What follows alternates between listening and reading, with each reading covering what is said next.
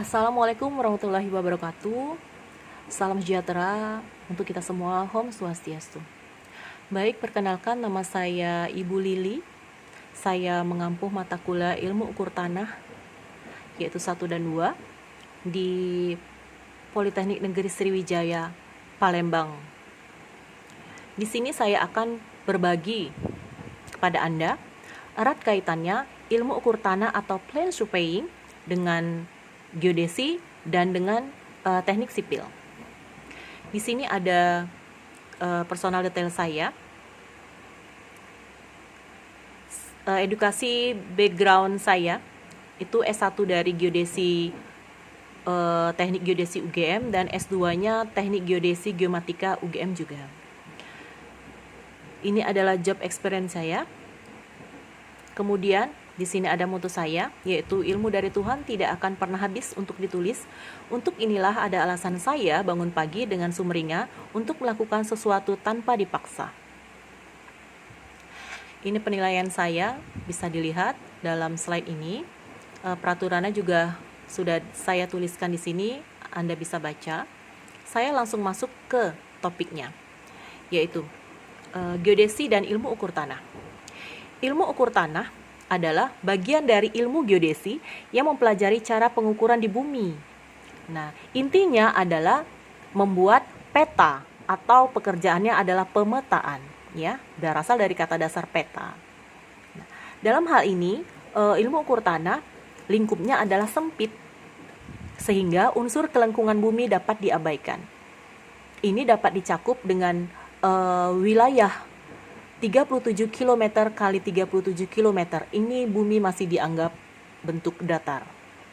Kemudian, geodesi sendiri adalah mencakup kajian pengukuran yang lebih luas, tidak hanya sekedar pemetaan dan penentuan posisi, tetapi meliputi penentuan bentuk dan dimensi bumi, baik dengan pengukuran bumi maupun dengan bantuan satelit. Di sini ada kata-kata posisi. Posisi ini dapat dibilang adalah suatu nilai koordinat.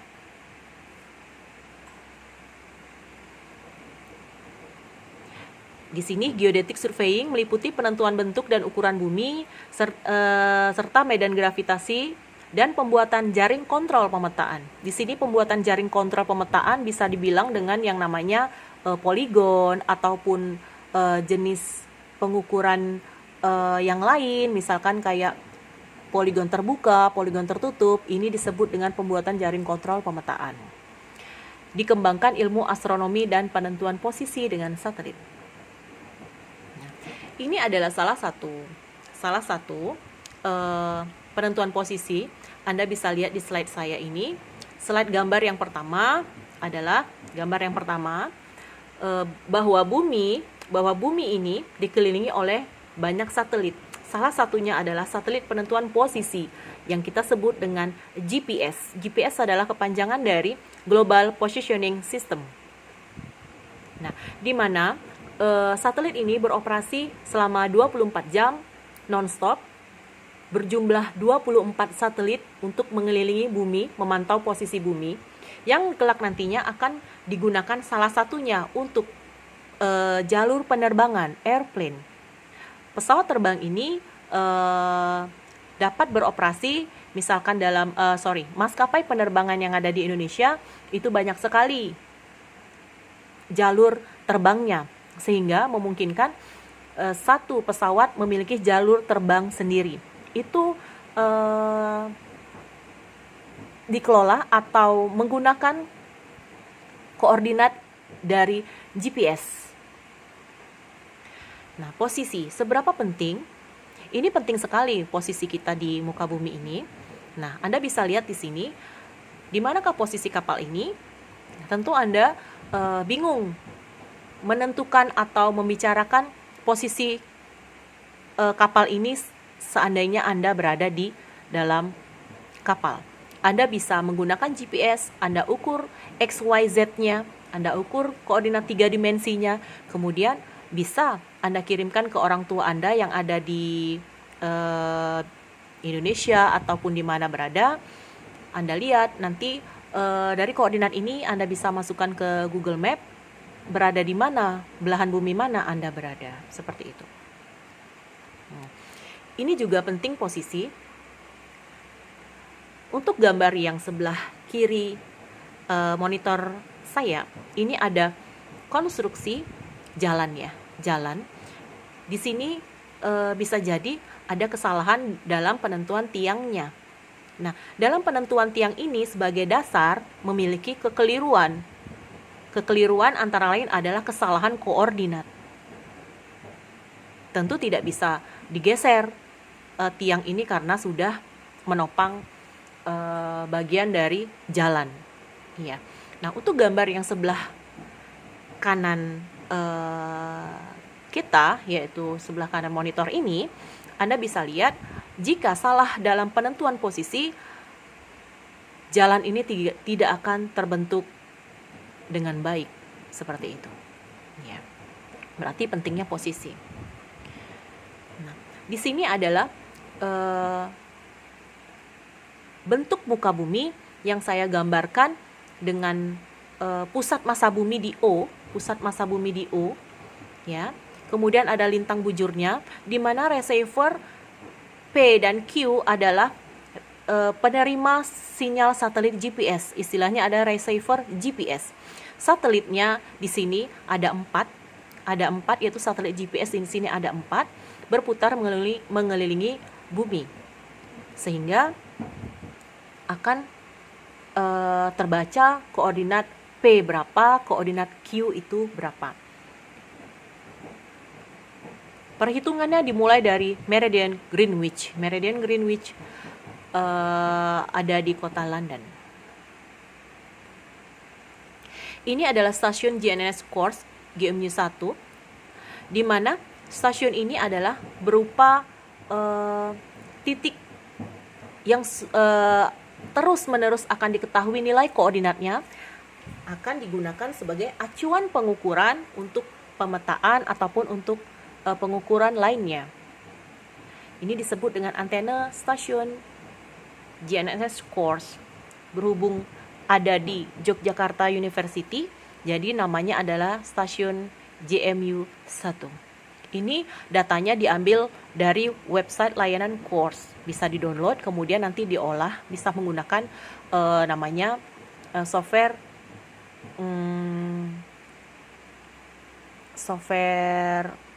pengolahan data dari GPS ini,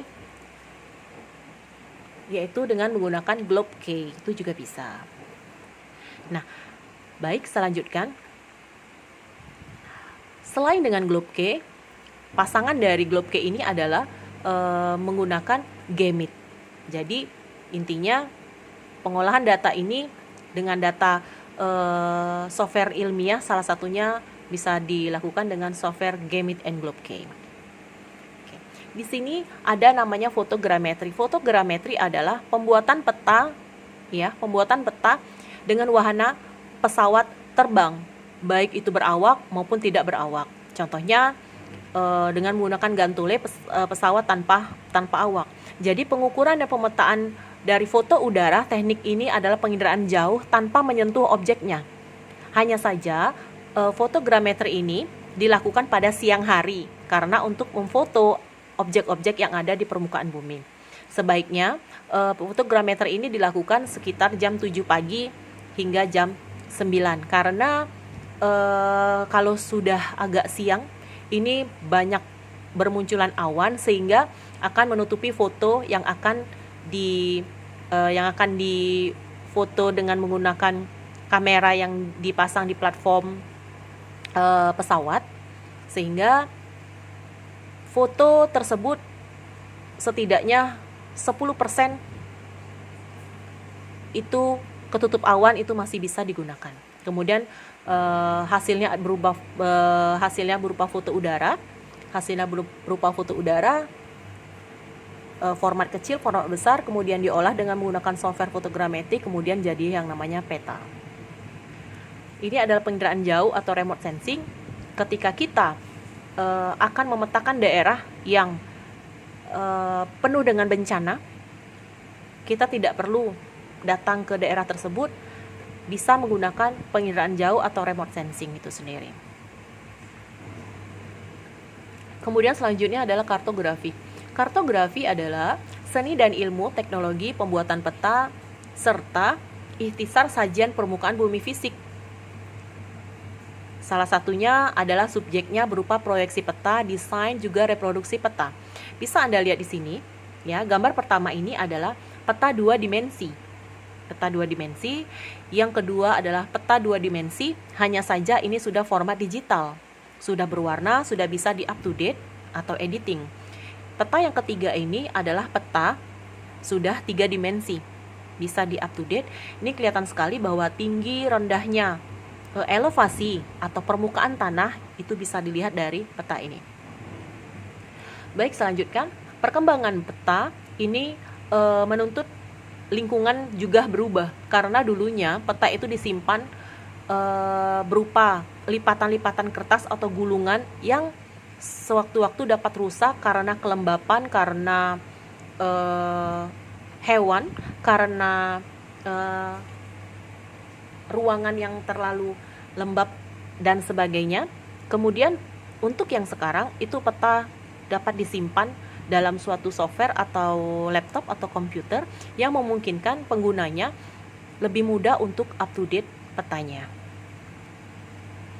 Baik, di sini saya akan melanjutkan mengenai engineering surveying, mencakup pemetaan topografi skala besar sebagai bagian dasar dari desain rekayasa.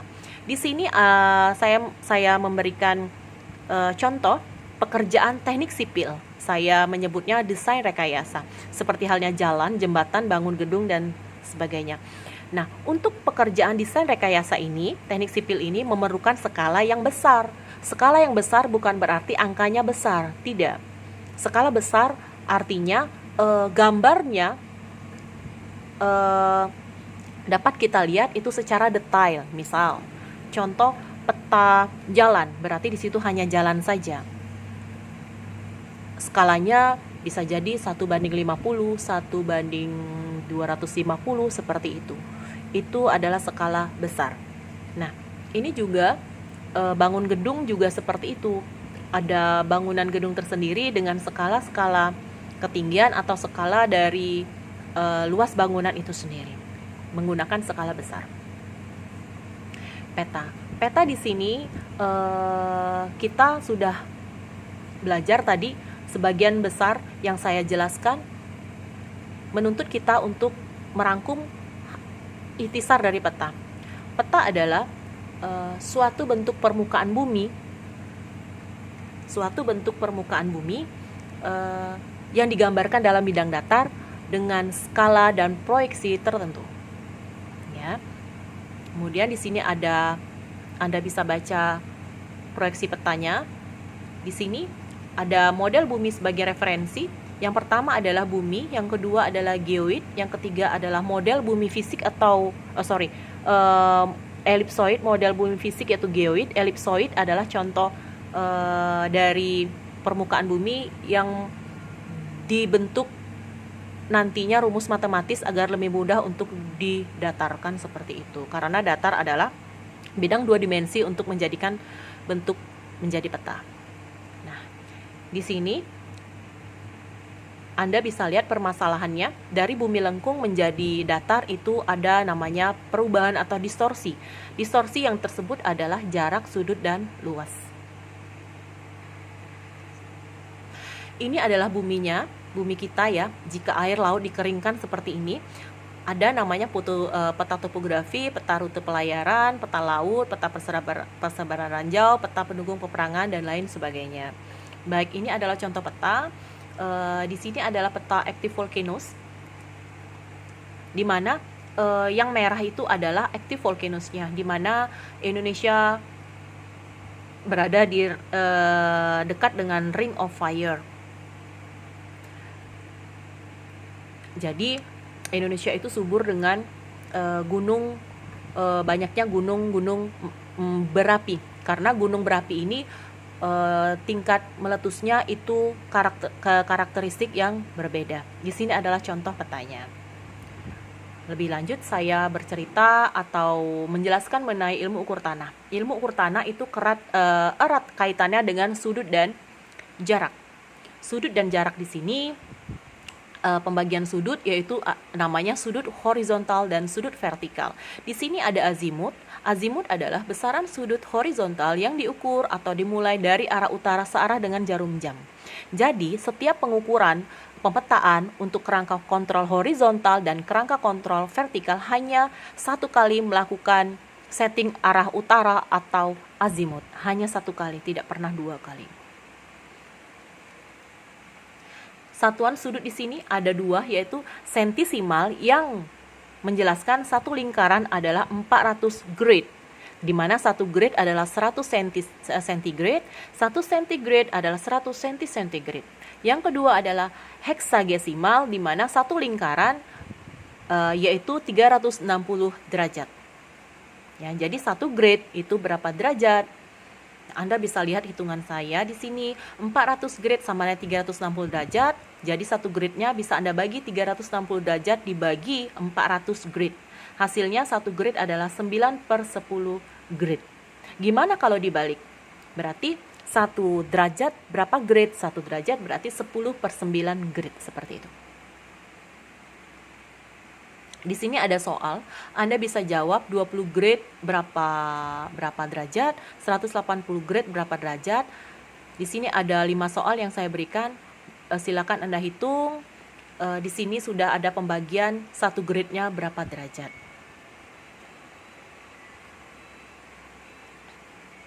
Baik, saya akan menjelaskan satuan sudut di sini, DMS dan GCCC. DMS yaitu derajat, minutes, and second.